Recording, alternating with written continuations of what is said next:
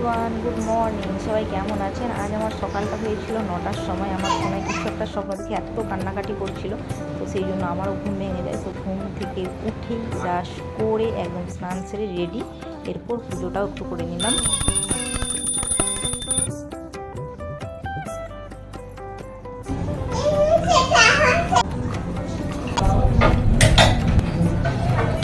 আমার হাজব্যান্ডের ইতিমধ্যে উঠে গিয়েছে, দেখতে একটু অনেকটাই টাইম হয়ে গিয়েছে। হাজব্যান্ডের জন্য একটু শরবত করে নিয়ে যাচ্ছি। আমার আর সোনাইয়ের অলরেডি খাওয়া হয়ে গিয়েছে। এত গরম পড়েছে, ওই পান মুড়ি এবং মিষ্টি রাত্রি ভিজিয়ে রাখি, তো সেই শরবতটা খেতে খুব ভালো লাগে, টেস্টিও লাগে, আর প্লাস গরমের সময় খুবই উপকারী।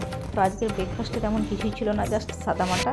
তো ব্রেকফাস্টটা সেরে নিয়ে এবার লাঞ্চের প্রিপারেশান শুরু হবে। আমি উঠে ঠিকই সকাল 9টায়, কিন্তু সত্যি বলতে এই লাঞ্চের প্রিপারেশান তৈরি করতে করতে করতে করতে আমার প্রায় 12টা কি 1টা বেজেই যায়, কেননা বাজারটা অনেকটা লেট করে আসে।